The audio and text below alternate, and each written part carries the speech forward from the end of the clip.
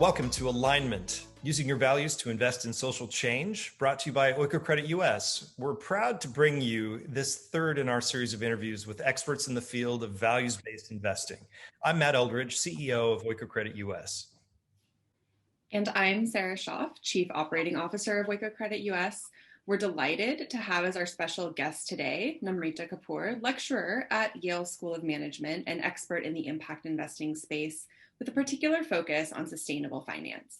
We'll discuss how the sustainable finance landscape has changed over the past couple decades and where she sees some of the biggest opportunities for people to make a difference with their investment and philanthropic dollars. Before we introduce Namrita, just a quick word about who we are. Oikocredit US is the nonprofit US affiliate of Oikocredit International, a 45-year-old global cooperative that works to improve living conditions in low-income countries. Oikocredit does so by investing in microfinance, small and medium enterprises in Latin America, Africa, and Asia. Our job here at Oikocredit US is to raise awareness and financial support in North America for these efforts. We're thrilled today to speak with Namrita Kapur. In addition to being a lecturer at Yale, Namrita brings a distinctive perspective on the world of impact investing. As Sara mentioned, she's an expert in sustainable finance in particular. In the private sector, she's worked in environmental, social, and governance, or so-called ESG, investing at an investment bank. And in the nonprofit sector, Namrita has held leadership positions with Root Capital and the Environmental Defense Fund. She also advises families, foundations, and organizations such as the National Geographic Society. Namrita is a Princeton grad and holds a master's degree from the Yale School of Forestry and Environmental Studies and an MBA from the Yale School of Management. Today, we'll ask Namrita a number of prepared questions, and then we'll open the floor to questions that we've received from supporters like you around the country. Namrita, thanks for joining us. We're so happy to speak with you today. Thank you for having me. It's a pleasure and an honor. Well, it's always a pleasure to meet someone whose career has followed a rather non-traditional path, probably because mine has as well. You've done investment banking with a focus on environmental, social, and governance investing. You were at Root Capital and the Environmental Defense Fund, and now you're advising families, foundations, and organizations like National Geographic. There's at least one common thread in these experiences. You seem to be values-driven. In each of these roles, you've been working to make the world a better place. What drives you? And what's had the biggest influence on your values? Well, I don't know if it'd be a little trite to say, but definitely my parents, and probably particularly my mother. I'm really fortunate to have a very values-driven family. And my mother has a really sort of unusual story for her generation, having grown up in India. So she was in the first class of women at the Delhi School of Economics. And she was headed to lead an economic development project in southern India. And when instead of her arriving, my grandfather, her father, sent a telegram to the professor, who went on to become this really prestigious economic development professor at the UN. And so he got a telegram instead of my mother saying she had met a doctor who was based in the United States and was getting married to him and moving to the US. And so that was both the beginning and the end of her career in economic development. And she always would talk to me about issues around how about sort of bottom of the pyramid and how do you drive economic development opportunities. And so that had a heavy influence on me. And she's also been very heavily involved in finance. So as a young girl, I always was learning about finance, which is, I think, a pretty unusual or unique opportunity for a young girl still, unfortunately.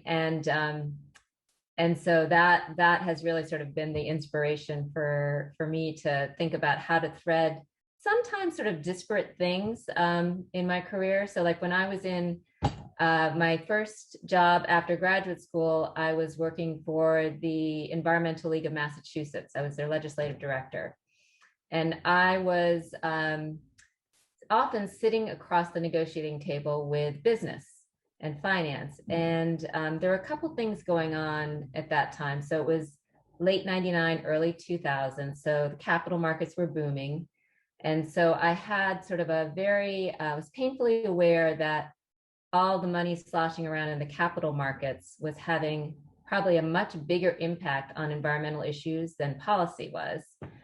I felt like I was sort of maybe nibbling around the edges a little bit. And then second of all, when I was negotiating with business, I felt like I didn't really have a lot of credibility on terms of like what the pressures were that business had in terms of profitability and shareholder fiduciary responsibility to shareholders. And so I did what any good environmentalist would do, and I decided to go into investment banking, and so I could learn a little bit more about the capital markets.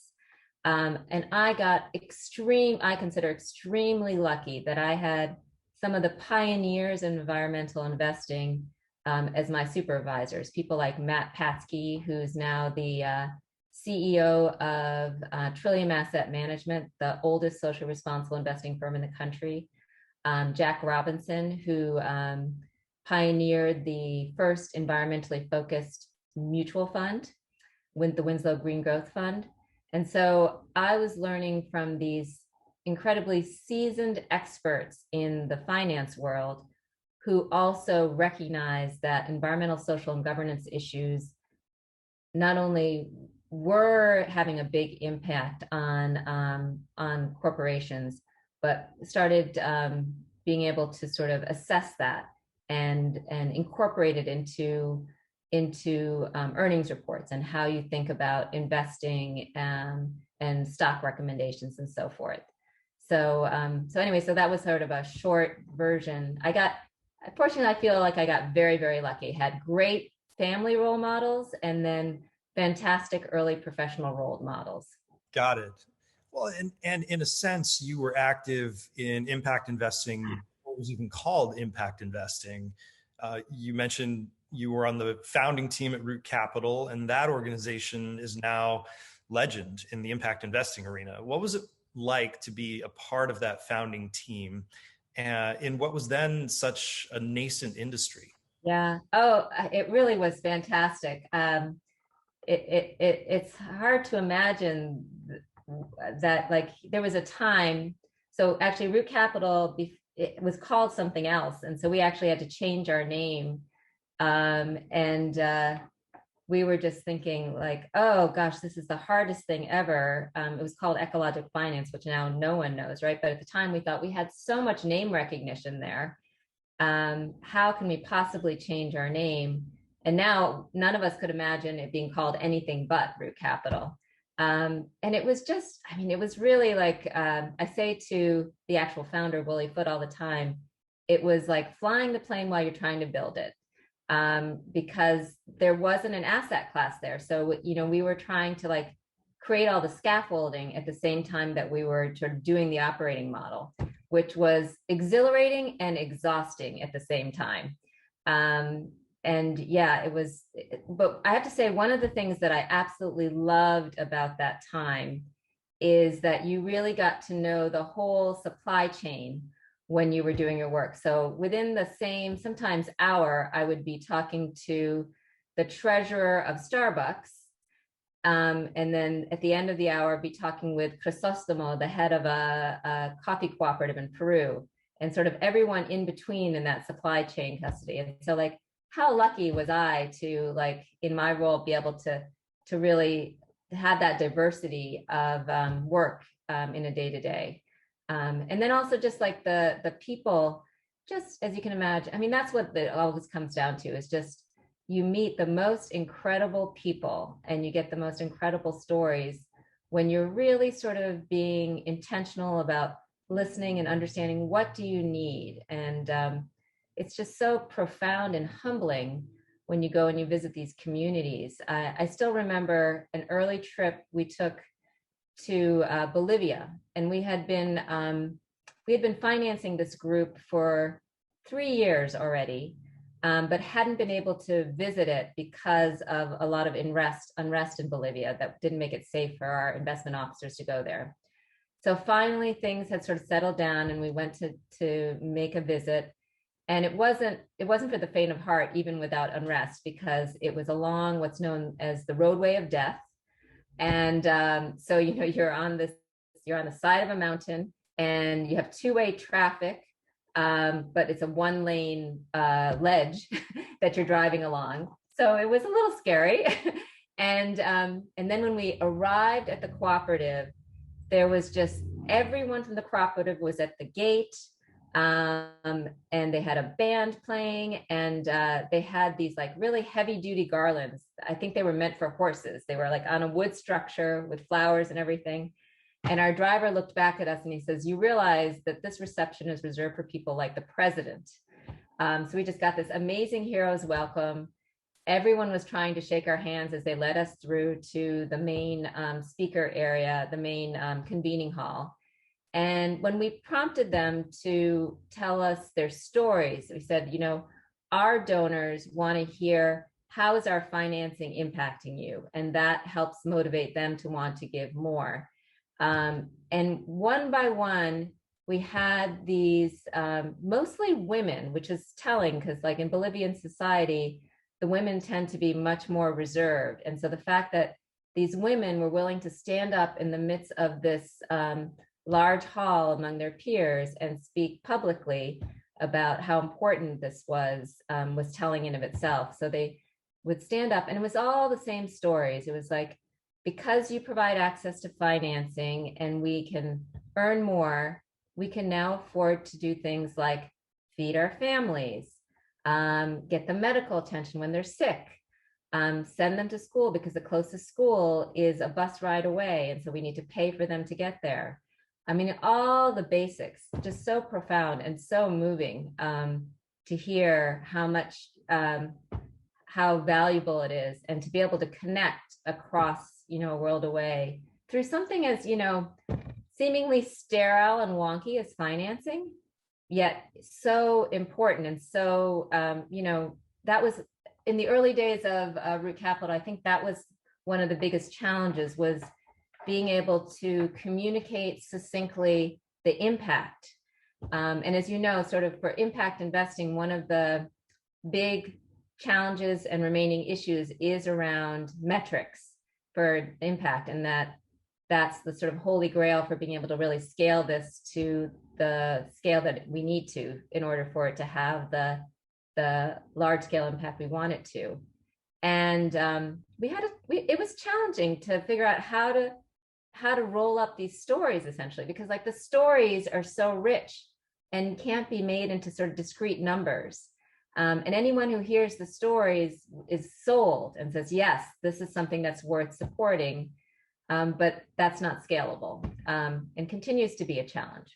For our stakeholders who aren't familiar with Root Capital, can you tell us a little bit about kind of who your investors or donors were and what type of capital you were providing to your partners, like the partner you described in Bolivia? Sure, yeah. So Root Capital provides financing to grassroots businesses, largely agricultural businesses in the developing world.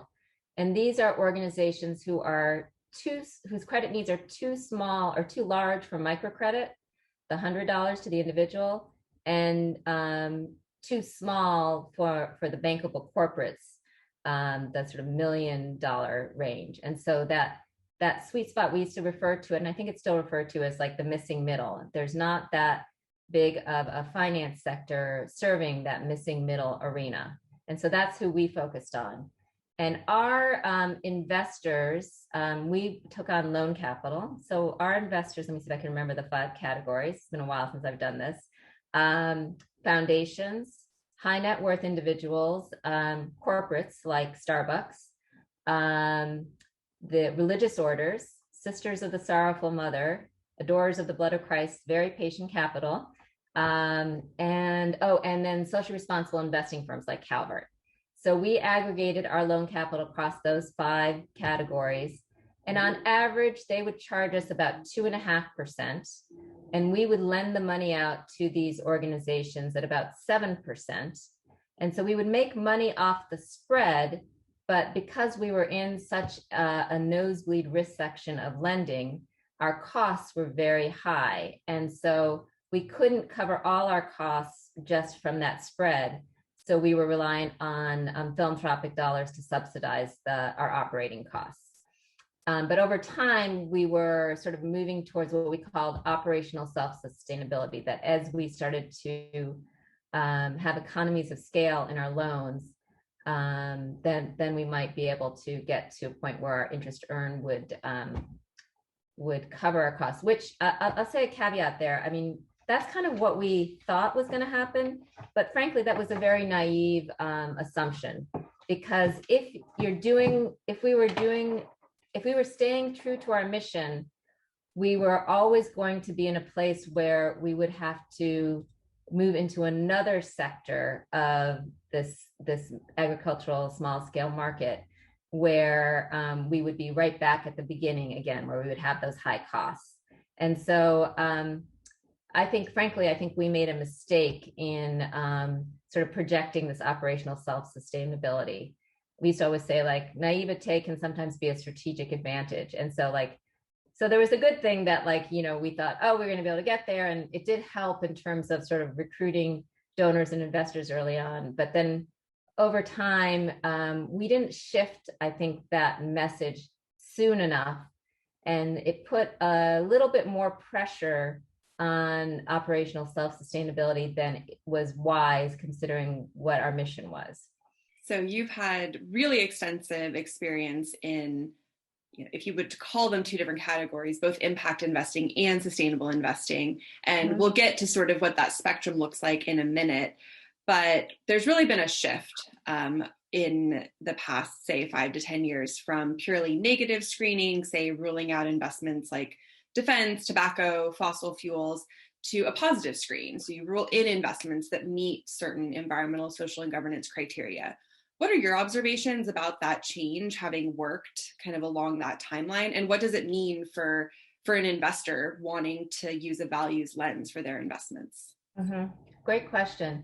Yeah, I mean, it's in some ways, I sort of not skipped over that first phase of like the screening it out. But when I was working in banking for Matt and Jack, they had already sort of, this is part of what they were pioneering, is that, like, what's the sort of best in class? Like that negative screening was just passé, but that you also want to sort of encourage the right directionality within sort of inherently, frankly, dirty industries. And I would say, so this ties also to my time at EDF. I think one of the roles that EDF played really effectively in this whole space is sort of acknowledging that there were certain industries that weren't going away anytime soon. And so the whole idea of just negative screening wasn't really going to move the needle that much, especially in terms of environmental improvement, and that engagement and sort of signaling of best in class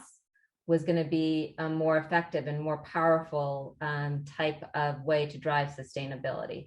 So, for example, like, if a good example of this is the company that everyone loves to hate, Walmart. And so a lot of ESG portfolios in the early days would just screen out Walmart as a bad actor and wouldn't even engage. And Walmart was one of our biggest and most important partners because they had so much market power and were not afraid to use it. So everything from sort of energy efficiency, which in the space we often refer to as like the gateway drug, because it's sort of like such an easy way to get on this ESG continuum. It's so clear and identifiable in terms of emissions reductions and cost reductions, often for very low or no cost investment. And so it's a great way to get a company hooked on, oh yeah, I want to do more of this. And so that's definitely kind of where we started with Walmart, was focusing more on energy efficiency efforts. But then just a few years ago, and maybe about at least more than 10 years into our partnership with them, they did one of the most impressive initiatives around eliminating chemicals of concern. And so they, and the thing that was really impressive about this is, like, unlike energy efficiency, it wasn't really going to have a cost reduction benefit to them. It was, in fact, it was a very, very heavy lift. And so what it was that eventually, when it completely got implemented, is they basically announced that they were eliminating 10 chemicals of concern from the products they sold on their shelves. And these aren't just their private label brand products, but all, like everything that Johnson & Johnson makes, that Procter & Gamble makes, also all their suppliers. So that's why it was a heavy lift. It wasn't just internal in their four walls. And it was probably at least a 5-year process from beginning to end, because first they had to identify, and we helped them with this, identify software so that their suppliers could upload into the software what were those chemicals that they were using in their products, and in a way that was proprietary so that their competitors wouldn't know what that was. So it took a while to identify the software and to get the suppliers comfortable with uploading the information.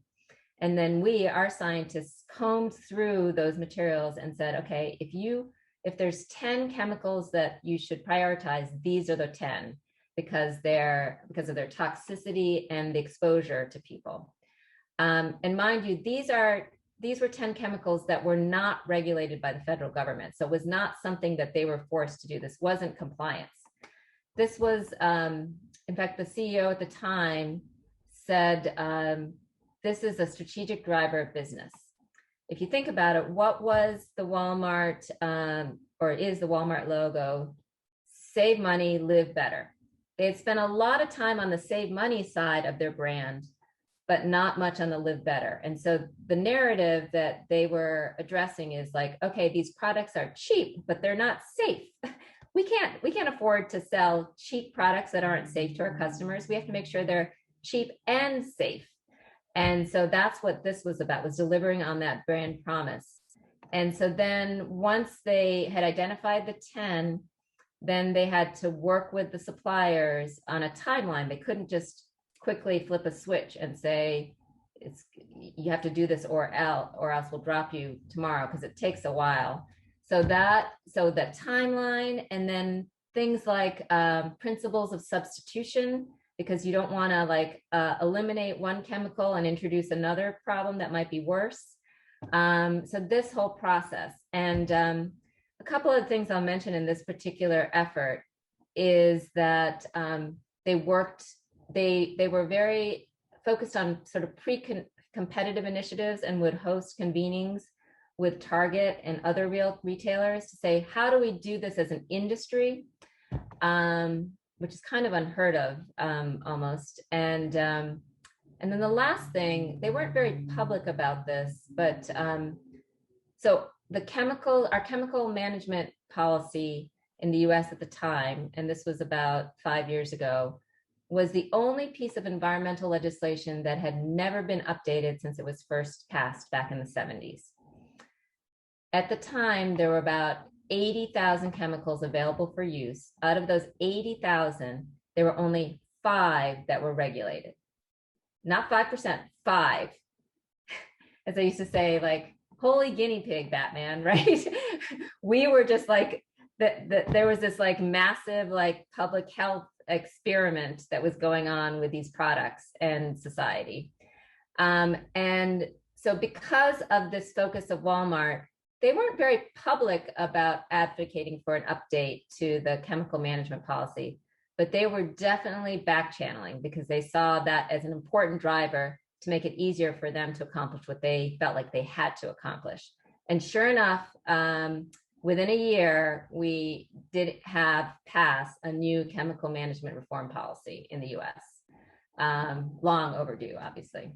So clearly you have a ton of experience in not just exclusion, sort of cutting out some things, but also impact focused or environmental focus. I think the story you just told about Walmart is really powerful as far as what is the impact that you can have when supporting a company through some sort of environmental transition. But there's this whole sort of word soup or acronym soup of ESG and SRI, sustainable responsible investing or social responsible investing. And as a lecturer at the Yale School of Management, this is something that you teach. Like, what are the differences between these? What is impact investing versus sustainable investing? Can you sort of talk to us about what are all of those different things? Yeah, I'm not going to just talk to you about it. I'm going to show you a slide that will help illustrate it that I like to use. Yeah, so this is a slide that I really like because it does cut through that alphabet soup and talks about definitions. So there's a few reasons that I like this slide. First of all, in terms of, it makes it sort of really clear what the whole spectrum of capital is, from philanthropy on one side, impact first, thematic, sustainable, responsible, and traditional. So one thing that I'll point out is that you see that, so the term impact investing is thrown around to some extent to use all of these categories, but if you are loyal to the definition, it's really those two categories between philanthropy and sustainable investing. It usually refers to non-publicly traded investments that are generating a return. And if it's a concessionary return, it's considered impact first. If it's more of a market return, it's thematic. And it's a bridge to then the publicly traded markets. But you will commonly hear impact investing refer to almost everything except for the traditional thing. But really the term was meant to be those two buckets. The other reason I like this slide is because it's almost like a theory of change for me, that we're trying to move basically from right to left. And when I think of that, moving from right to left, it's like how, and actually I'm going to switch to another slide to share that's sort of a setup for the theory of change point. So these are the scale of pools of capital. And this is sort of how I got sort of immersed in thinking about this theory of change. So you see that large blue bubble, dark blue bubble, total assets under management. And then after that very large blue, dark blue bubble, the bubbles start to get small fairly quickly. And then you see there's the US sustainable, responsible, and impact investments. This is sort of like a little bit of a lowest common denominator in terms of ESG investing, because this is not just those sort of like root capital type investments, but it includes everything, including like negative screened investing. Not something that like a Trillium would necessarily put in under their definition of responsible impact investments. And this is the number that you hear referenced frequently these days, that 1 out of every $5 that are professionally managed in the US have some type of environmental, social, and governance investing guidelines around them. So this, like I said, this is the lowest common denominator. And then from there, the bubbles get small really quickly. So you see what the Global Impact Investing Network assigns as impact investing dollars, 114 billion. And then even smaller, an area that I've focused a lot on, how much has been going towards conservation-focused impact investments, things like that the Nature Conservancy's Nature Vest program focuses on. At the time that I put together the slide, I was still at Environmental Defense Fund and was focusing more on that green bubble outside of the dark blue bubbles to fundraise for the work that we were doing at EDF. And it was fascinating to me how much that large dark green bubble is dwarfed by the dark blue bubble. But even more, I don't know, maybe sad is that how the light green bubble focused on environmental philanthropy is like so many angels dancing on the head of a pin. And if you think about sort of the large environmental nonprofits like EDF, the Nature Conservancy, WRI, the sort of who's who National Audubon, we are all fighting for that little tiny green bubble when there's this enormous dark blue bubble that's having a much bigger impact, which is again kind of goes back to when I was in a legislative work at Environmental League of Massachusetts, why I was like, the capital markets is where I really need to be.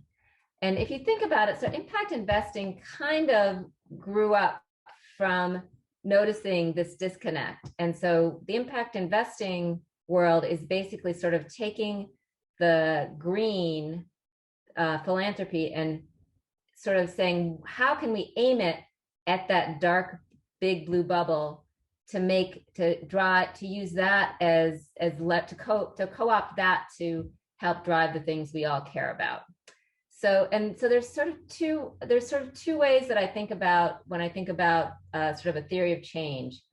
On one side, it's what are those new solutions that come up, things like solar energy, any type of clean energy, that are competing out things that are in that dark blue bubble that are sort of that are not sustainable. And then the other side is like, how can we sort of push out those things?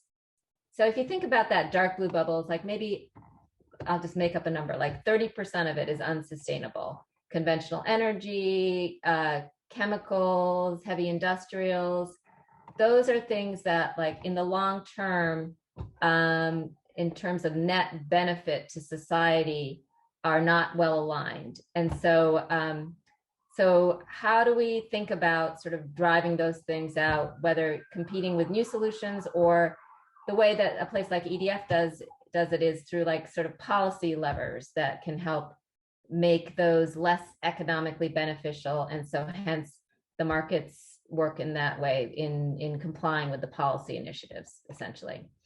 So going back to sort of theory of change, when I think about this spectrum of capital, I think about how do I move from right to left so that traditional is basically gone as a category, and that all investing is sustainable. Like, sort of despite focusing on financial returns, we are driving environmental, social, and governance benefit. That is the foundation of how we drive financial returns. And so I think that's sort of the holy grail, and that's how we win, is if we use philanthropy strategically to sort of push to the left side of this diagram and push all the things that we focus philanthropy on into the mainstream capital markets.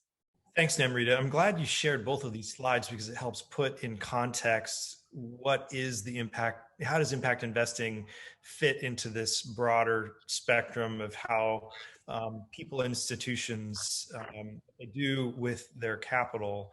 And that leads to our next question, which is that traditionally people have thought about two different buckets for their money: investments such as one's house, retirement savings, bank accounts, and on the other hand, philanthropy. What do you tell them? Say, I'm doing good with my philanthropy. My investments are for making money. Can't we just rely on philanthropy to make positive change in the world? What do you say to them? Well, it's not a surprising perspective. But the thing is, it's so powerful when you do use philanthropy to sort of think about how you drive private return. And I'll tell you a little story about a panel I was on back when I was still at Root Capital that exemplifies this a little bit. So I was on a panel at Socap in the early days, and we were announcing that Starbucks was going to... Namrita, just for our viewers who aren't familiar, what is Socap? Yeah, so I guess it stands for Social Capital, and it's a conference. It's like one of the leading impact investing conferences globally.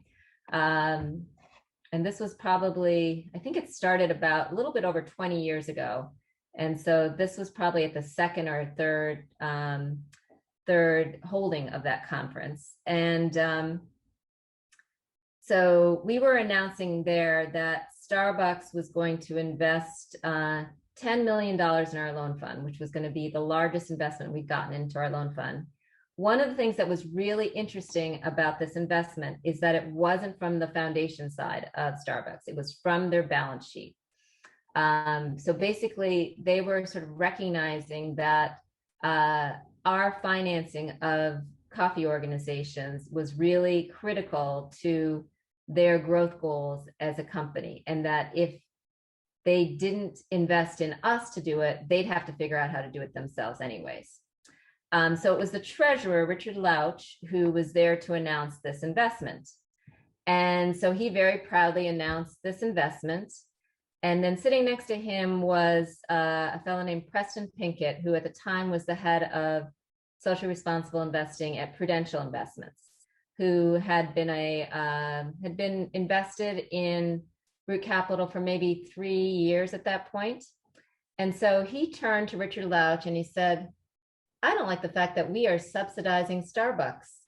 And then sitting next to him was Anthony Bug Levine, the head of impact investing at Rockefeller Foundation at the time. And Rockefeller was one of our earliest investors. And Anthony turns to Preston and says, I don't like the fact that we are subsidizing Prudential. And then it was my turn. And I said, why on earth not? This is a fantastic thing you've done, Rockefeller, because you were an early signal that we were a strong impact investing platform. You catalyzed a private sector player like Prudential to invest in us. And Prudential, because you were willing to take that plunge, you catalyzed tenfold a mainstream corporate to invest in us. So you've all played the role you should in unlocking the market, unlocking the capital that we need to have flow in a much bigger way in order to drive the type of change that we're trying to drive. So I don't know if that answers your question, but that's sort of like that intersection of not only just philanthropy and mainstream capital, but also sort of the different flavors of impact investing and how catalytic they can be to really drive to that bigger change that we need to see. Yes, it does. And as you point out the example around Starbucks investing through capital, overall over the past 2 decades, really, there seems to be growing interest, and ever more so today, in sustainable finance. Even the most established nonprofits who've historically relied on traditional philanthropy, such as grants, donations, or membership fees, they've started innovating and offering ways for supporters to invest in their impact. And there are more and more land trusts, conservation finance trusts, farmland trusts, wildlife conservation trusts. What recent innovations in sustainable finance are most interesting to you, and what innovation is on the horizon? Well, so one that I really like, and it has been catalytic, was from when I was working with Eileen Rockefeller's family foundation, the Growald Family Fund. So, and just to give a little bit of context, back at Root Capital, roles for philanthropy that were very catalytic were things like first loss loan positions that provided some risk mitigation for those that didn't want to take on as risky a investment as Root Capital, and guarantee facilities through things like the USAID's Development Credit Authority. And so it was sort of fascinating. I went to the Global Impact Investing Network conference for the first time in, I want to say 2019, I think. And the panels they had on philanthropy, it was fascinating to me that the only things they elevated were those things that I just mentioned, first loss loan positions and guarantee facilities. And that was it. And I was sort of like, gosh, we did that 20 years ago at Root Capital. Is that conversation still only there? That's surprising. And so then I turned to this wonderful innovation that I believe Growald Family Fund spearheaded around. So they provided a grant to a for-profit firm called Encourage Capital to do a market assessment of solar rooftop financing in small to medium-sized enterprises in India. And it was a grant, we co-funded it with MacArthur Foundation and Climate Works. And in aggregate, I think it was something like $200,000. And with that $200,000 grant that they used for this market assessment, they put together a fund, the Encourage Solar Fund, and they were able to they did a first close of $40 million. Like, wow, terrific leverage, right? For $200,000, we were able to mobilize $40 million for financing of solar rooftops in India. And part of the reason it was so valuable to the Growald Family Fund is that if they didn't get access to capital for this solar rooftop, they would be instead sending a larger demand signal for coal in India. And that's exactly what we were focused on, is the coal to clean transition. So we knew there was sort of like a direct displacement of demand for coal energy into solar energy through this mechanism. So that's sort of an example of like a more recent innovation that I'm like surprised there's not more examples like that in terms of how you deploy philanthropy to be able to leverage larger scale capital from for-profit players. As people look to align their investments with their values, there's so many options now in the public market space. There's ESG ETFs, there's other sort of branded or labeled ETFs. How do you see these choices growing over time, especially as people consider maybe moving, say, retirement funds or other types of savings into something that they hope to have more of a positive impact, like we've discussed? Yeah. I mean, the whole market has just exploded, as you know. And I first of all, I think I'd be a little cautious. I tell people first to really examine the vehicle and whether its branding or marketing fits with what your values are. And I'll give you an example. And I'm not sure exactly what the status of this is.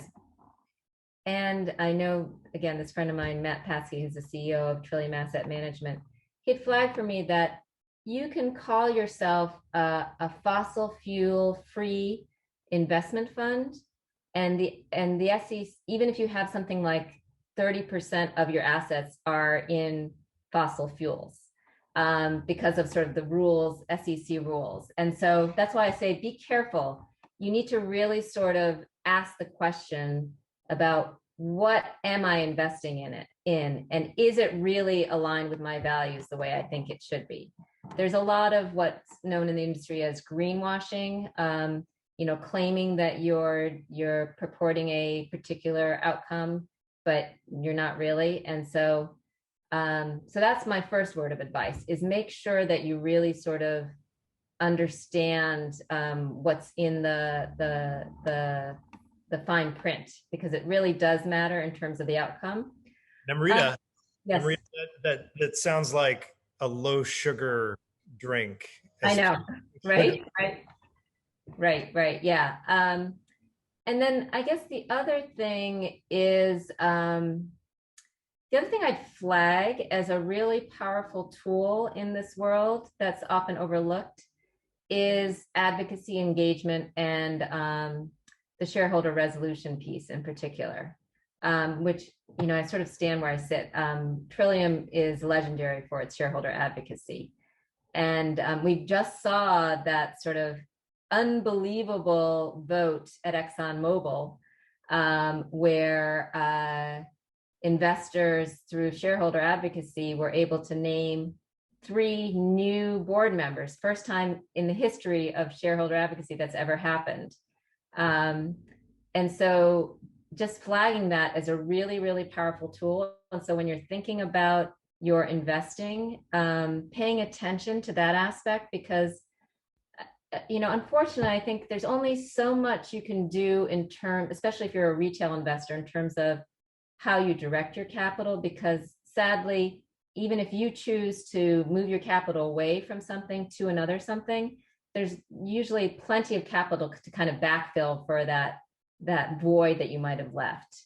But the shareholder advocacy can really kind of create a lot of power. In the case of ExxonMobil, the group that spearheaded that campaign only owned 1% of the stock, and yet they were able to have this big impact at the board meeting, at the board level. So, and then, and again, this might sound a little self-serving, but like engagement strategies, kind of like an EDF. And there's a number of firms out there, investment firms like even like a Wellington, for example, that do sort of more of an engagement approach where they'll say, we are a large shareholder and we're going to ask these questions on every quarter about how are you managing greenhouse gas emissions. And you'd be surprised how effective that can be, that sort of more collaborative approach to not saying we're going to withdraw our funding, but we are interested and we want to see what are your goals around reducing greenhouse gas emissions, and we just want to hear how you're doing each time we sit down with you. I mean, just that level of inquiry can drive that type of change. And the important thing to note about this is there's a lot of alignment with fiduciary duty, because these are not easy issues to manage a company towards. So if a company is managing really effectively in terms of its carbon footprint and its chemical footprint, and its social responsibility footprint, it's probably managing a lot of things really well and is going to be a stronger performing company in general. It's a really great proxy. And that's kind of, in some ways, the foundation of why environmental social governance investing has shown that it generates such strong returns, because it's basically a way to identify strong companies, and strong companies deliver stronger returns. So you mentioned kind of the limited options that retail investors have, right? Usually it's in public markets and it's with these types of funds that we've described here. But there are some privately held securities that are available to retail investors. There's not a lot, but there are some. Oikocredit here in the US previously had an investment note that fell into this category. How is the landscape of privately held impact investing changing, especially for, say, retail investors? I mean, if you're high net worth, you can probably invest in a lot of different things, but it's different for retail investors. Right. Yeah, there's definitely a lot more vehicles now available to retail investors, which is just terrific, because, I mean, it's a very fragmented marketplace, but in aggregate represents a huge amount of resources. And so being able to mobilize that will make a really big difference. Well, there's some of those, models that have been around for a while, in like things like Kiva, for example. Those have been pretty powerful.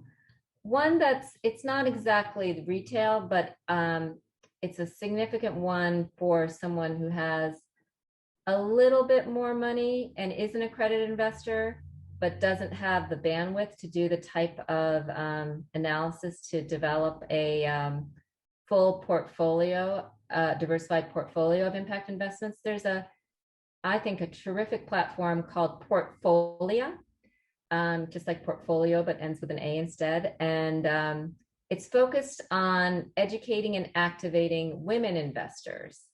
And one of the things that they do that I really appreciate, and in full disclosure, so I personally am invested in the parent company. It's a fund of funds. So they have a whole range of different funds that they've launched, everything from like B2B and enterprise funds or direct-to-consumer funds.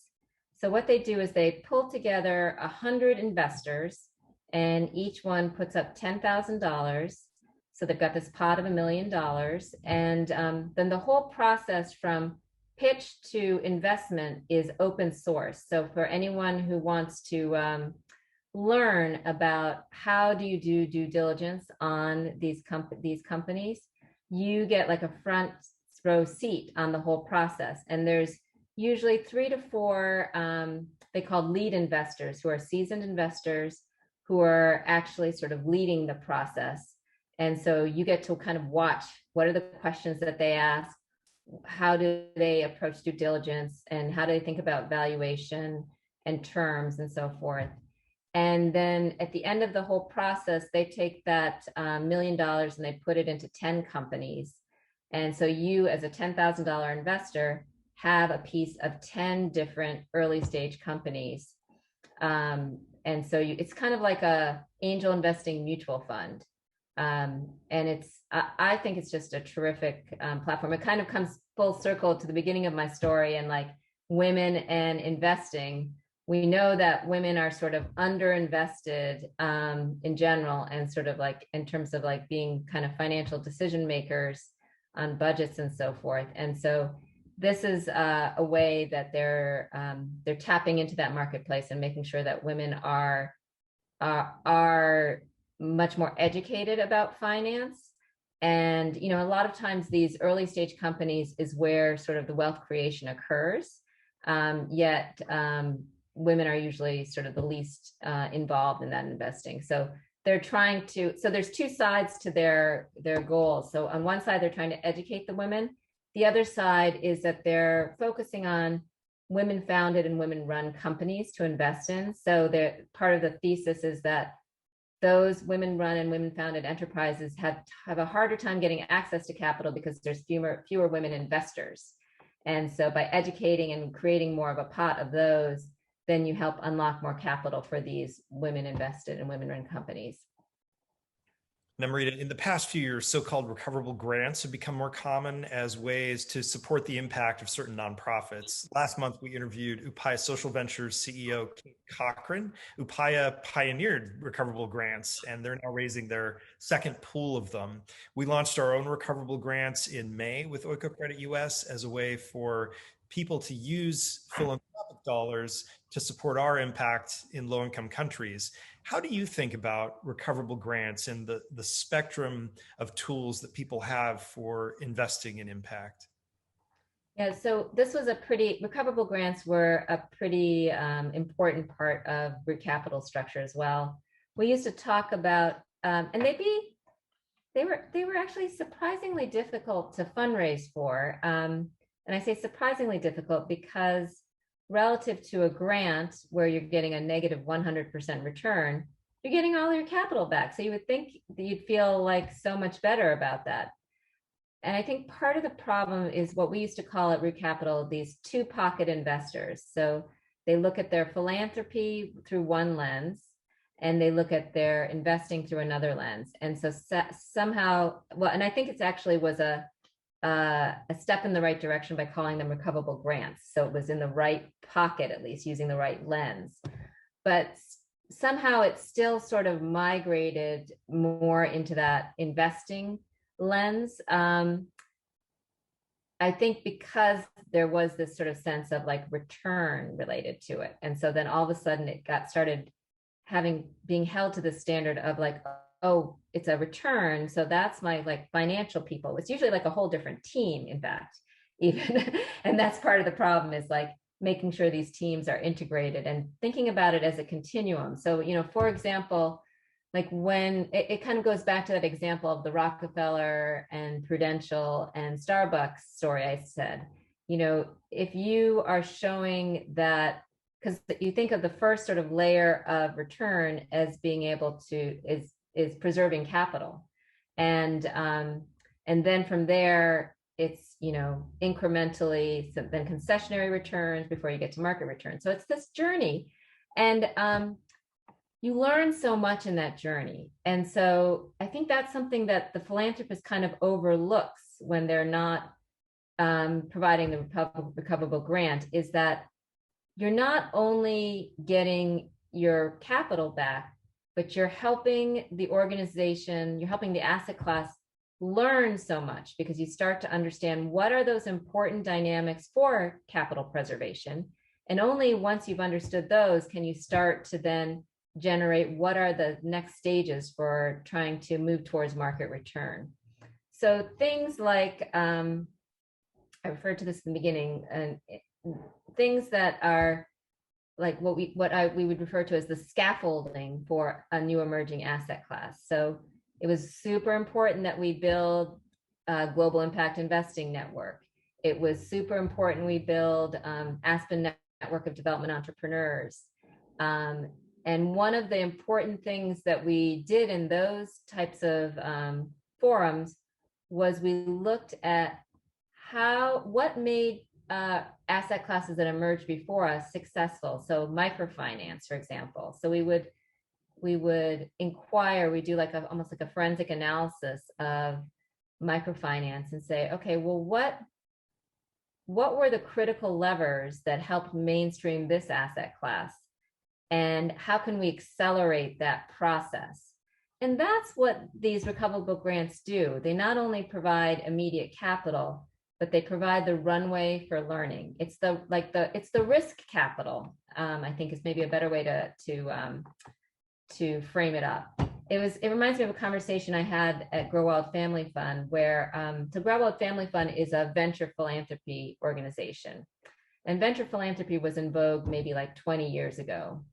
And so these days, obviously, impact investing is in vogue, and it's sort of fascinating how there's these different sort of vogue moments or vogue strategies in philanthropy, and that's considered sort of a healthy approach, that like, okay, now we're going to do this. Okay, everyone's going to shift and focus only on this. I mean, you can imagine, like in the financial markets, if everyone was like, when VC came along, who was like, okay, we're going to just forget about publicly traded markets and early private markets. We're all going to do VC. Like, that's not rational, right? Like, you need a whole different spectrum of capital to have a healthy financial market. And so that still hasn't emerged in the philanthropic sector. And I think recoverable grants are an example of like something that's a really healthy tool, and not the only tool, but it's a tool that needs to be deployed sometimes because it has certain benefits to it that sometimes gets overlooked. Speaking of VCs or venture capital, and I'm a little biased because I come from the startup world, impact investing is, in many other industries, some of the most exciting innovations and disruptions are driven by startups. Mm-hmm. What are some new impactful ventures that are most exciting to you? Do you see solutions becoming more widely adopted? Well, so one of the initiatives that I think is really cool, there's a couple things I want to mention. So one is an organization called Prime Coalition. And Prime Coalition basically invests in early stage companies with philanthropy.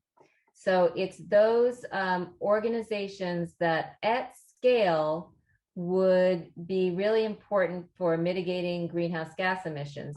But because they're so risky, and usually risk is directly tied to, it's such a long time horizon that even angel investing is unwilling to invest, especially at the scale that needs to happen. And so Prime Coalition has figured out how to leverage the IRS tax rules to make it okay for philanthropists to invest in these early stage companies, so that they have the runway to scale without any sort of the dilution of equity side of things. And they have like a blue chip investment committee rather. A storied SOM alum, Nancy Fund, sits on their investment committee. Deepinder Saluja from Capricorn Asset Management sits on their investment committee. And so these are people who see deals all the time and really understand that, but for philanthropy, these solutions will not get scaled. And so, and very diligently apply that criteria so that it's sort of a value add and it's not sort of a cannibalization of any for-profit investing that might drive this. So that's one that I think is really, really impressive, and it has a potential to be sort of replicated in a whole range of spaces. Another area that's been talked a lot about and is still sort of being, the jury's out still on how this will be addressed. So there is insane amount of assets sitting in donor advised funds. And so just even the mobilization of that money to for philanthropic ends. But now there's also sort of more of a movement to say, let's use that money, let's allow that money to be used for early stage impact investments. So I do think that's gonna, not only do I think that's gonna bear out, but I think it has to be, because it's just like, the scale of money that's sitting in those funds, and that there's no incentive for that money to be mobilized, considering the scale of issues that we need to deal with as society, that money could help drive, it's kind of criminal. So I think that's going to be something that will become more of a trend. Namrita, you've been a lecturer at Yale School of Management for several years. That sounds so fun. You and I both studied there at about the same time, which was, as you know, just the other day. There's something so energizing about being immersed in a group of highly motivated, engaged students and faculty. What do you enjoy the most about lecturing there, and what do you find is most challenging? Well, what I enjoy the most is easy. I mean, one of the things that it does for me is it keeps me very current. I kind of think of the students as my research team. Like they're, so they're out looking at all different corners of the world and are coming back and either talking to me about what they're observing vis-a-vis what I'm teaching. And so kind of keeping me on my toes and what I need to sort of stay on top of, or going off into sort of new ventures, and are talking to me about how to approach it. And so I feel like I've got sort of the leading edge on like what's happening in the field, thanks to this team of researchers / students that are working on my behalf. So that's the easy thing. The hard thing is frankly just keeping current myself. I mean, that's sort of the exhilarating thing about this field is it's changing really, really quickly. And so like we're just getting ready to launch our next sustainable finance class in a couple of weeks. And like all the things that have happened in the last year that we are realizing, oh, we need to make sure to include this in the class because this is new. And if you can't have a sustainable finance class without this, so just keeping current. Oh, and it reminded me of the other trend, and it's related to this question. So clearly one of the big things that needs to be addressed with impact investing is around equity. And it's been really gratifying to have a number of the students reach out to me, and they've been wanting to sort of get advice on how to network for jobs in the impact investing field. And a lot of them have had already deep backgrounds and expertise in equity issues from the nonprofit world. And so I've been saying to them is, look, you have a lot of expertise in an area that the impact investing world is in high demand of right now and don't know how to approach it. Lean into that expertise and bring that to bear at these impact investing firms. And then you'll also be sort of driving an issue that's been important to you. And I've had a couple of students who've come back and have been like, thank you so much for giving me that advice, because now they've gotten sort of like dream jobs doing that type of diversity, equity, inclusion from an impact investing shop. So I think that's sort of an example of keeping me current, and also sort of a trend that I'm seeing in the impact investing world. That's so great to hear that there's been these really positive experiences of some of your students kind of going out and plugging into a current trend. Trend almost sounds like a bad term for it, but a direction that the industry is moving. Are there other ways that you've seen impact investing change in terms of addressing racism and social justice? Are there ways that they're making it inclusive? Is it through the organizations themselves, kind of like you just briefly talked about, or also maybe how they're investing, the types of thing that they're focusing on? What types of trends have you seen there? So I feel like it's a similar answer to impact investing as well as philanthropy. There's this whole movement on really sort of making in the process, and also sort of relinquishing some control and allowing for experimentation. So kind of like there's some of the articles or some of the books that have been written, like Decolonizing Wealth and or Decolonizing Philanthropy, rather, Edgar Villanueva. That whole idea of like let the community decide what they need. And that reminds me actually of another structure innovation that I find really compelling. So impact experience. And so what they do is, so they'll bring together a group of philanthropists and impact investors to address a solution. So say like transitioning from coal to clean energy in Virginia, I think was one of their impact experience focus areas. And so so the philanthropists and the investors will kind of put the money into escrow. And part of the role the philanthropists play is to basically pay for full stakeholder engagement in the conversation. So if anyone who has any sort of economic difficulty in being able to participate, they provide that subsidy to allow them to participate. And then they sort of agree that whatever the group agrees is going to be what you should focus the philanthropy and the impact investing money on is how it will be spent. So they basically have relinquished control of that money and have agreed that the stakeholders are going to direct how that money is going to be put forward. So those types of things where you're sort of really devolving power and decision-making authority to the communities is, I'm seeing more and more of a trend on that.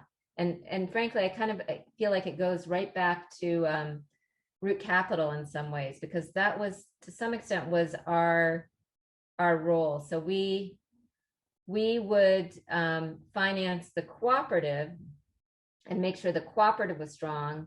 But in terms of sort of the premium that the cooperative earned, they decided how they were going to spend that money.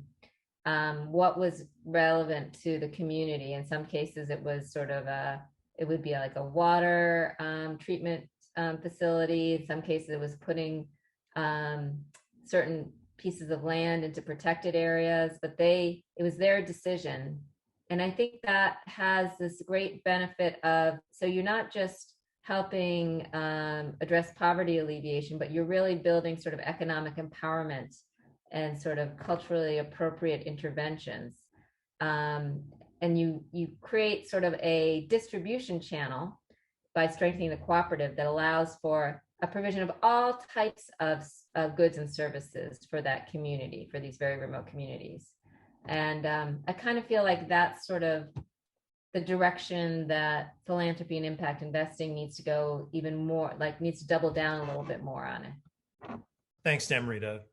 That's all the time we have for today. Thanks to everyone who tuned in and joined us today. And Namrita, thanks for joining us in this series of interviews we're calling Alignment: Using Your Values to Invest in Social Change. My pleasure. It was a lot of fun. And please join us at the same time on Wednesday, September 29th for our next interview in the Alignment series. Yes, we will be talking with Dr. Stephanie Gripney, who's the head of the Impact Finance Center in Denver. This webinar series is made possible by generous donations from people like you. You can also invest in Oikocredit's impact through our recoverable grant program. To learn more about Oikocredit US or how to support our mission to improve living standards in low-income countries, visit our website at oikocreditus.org. Until next time, on behalf of Sara and me and everyone at Oikocredit US, thanks for your support. See you soon.